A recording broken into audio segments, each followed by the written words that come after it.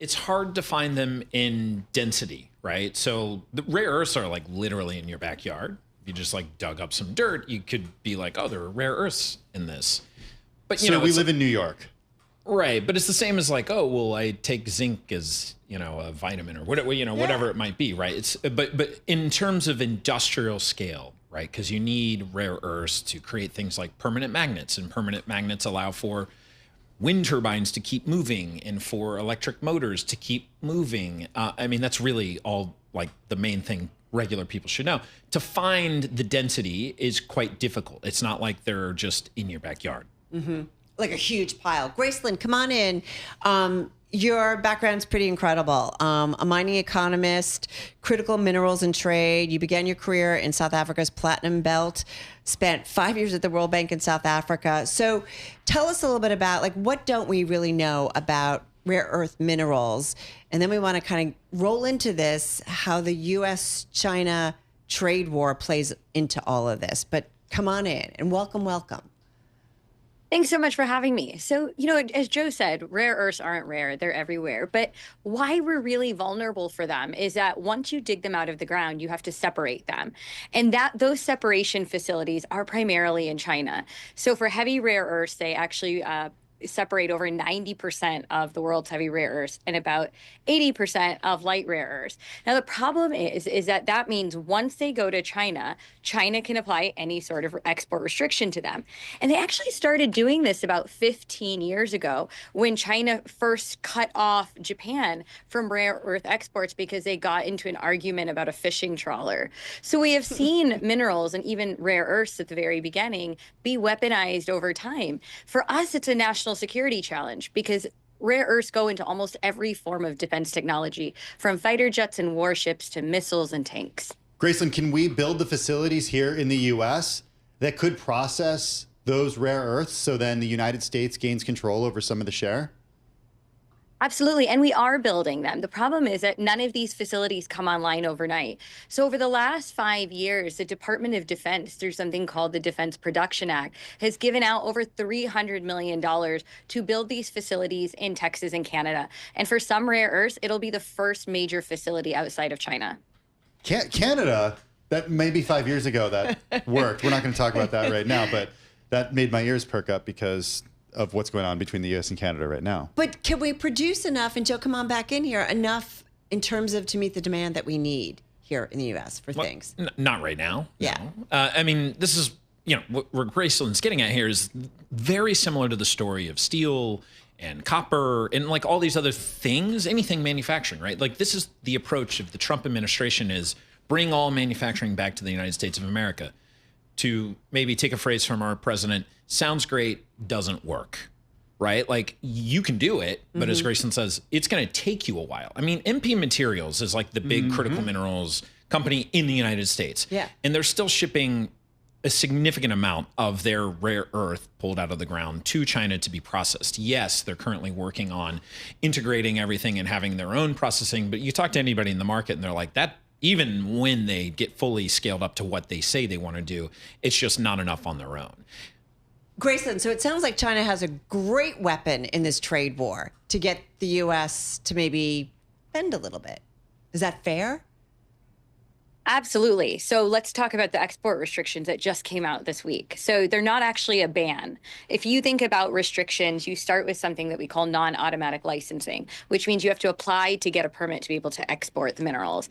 Then you have tariffs, you have quotas, those are your mid-tier, and then you have a ban. What China did this week was the lightest form of restriction, for lack of a better word, is they put in the non-automatic licensing. But if the trade war continues to accelerate, they can continue to tighten those restrictions. And ultimately, because there are so few facilities that can give us the rare earths that we need outside of China, that's going to undermine our national security. It's in things like semiconductors, so it's going to affect our economic security, and it's going to affect our energy security, given that they are in many forms of energy technologies. So is your read on what China did by taking the easiest measure or the least punitive measure a strong diplomatic sign to the U.S. that we're open to negotiating? I think it's a sign to both China and the US. Like ultimately, these companies are all Chinese, and cutting off exports altogether would be economically consequential to them. So it's a sign there that look, that there is room, that like we need to get ready, we need to buffer, be ready for potential changes. But it is also a sign to the US that they didn't go all the way to the very end and ban exports immediately. Joe, how long in your view do you think the US will have to rely on China for processing? Forever? A long time. I mean, I Like want we're talking one hand counting, or not anywhere in the near term. And to jump off what Graceland just said, they didn't put an export ban or an export control on everything. Like the two most common rare earths are untouched by this, right? So the way I've heard this described from Graceland and from other people in the rare earth space, right, the critical mineral space, is like Chinese policymakers are incredibly sharp. They know the score. They know what impacts what. And when this came out, this export control came out on Friday morning, initially people in the market were saying, oh, whoa, okay, they're going to restrict these, 7 or so rare earth critical minerals. But then what they started realizing was, oh my gosh, this includes like actual magnets. This also includes actual products that are shipped to the United States. And that's when, especially in the defense community, people were calling up and saying, whoa, hold on, this is an interesting shot across the bow. Because you might remember, gallium and germanium had export controls put on back in the fall. And that was like a follow-up to prior year where China had said they were looking at it. Right. I mean, we had reporting a year ago that said when the gallium germanium shot came from China, that was the panic button that went off across the DOE, the DOD, and all the other departments. So we had one very high senior White House official who told us that was the moment when everybody finally got it and understood how serious this was. And that was under the Biden administration? Biden administration. So this isn't new, right? Like China, yeah, it isn't. My point of they know the score, which is they'll roll out something here, they'll roll out something there, and it's a warning sign, right? It's like, hey, we're doing this, and we're making the people that matter most realize it first. Graceland, contextualize this for us, because in the negotiations between the U.S. and China, which do not exist right now, but will ostensibly have to exist when it comes to resolving this trade war, that's the whole idea here. How important is the card of rare earths?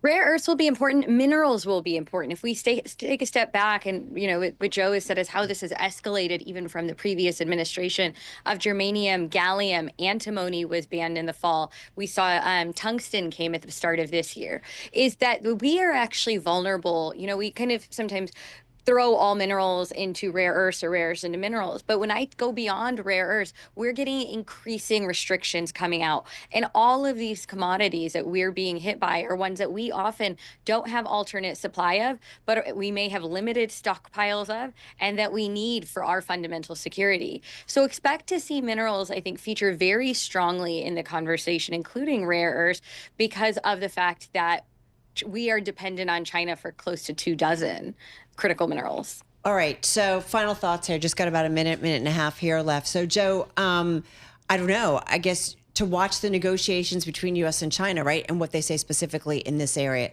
this is a really, really important sign in terms of what's happening. Yeah, we've all focused on tariffs for the past week. Right. And for the past 2 or 3 days, we've really focused on the China tariffs because everything else apparently is on pause, 125% or whatever the latest number is. Right.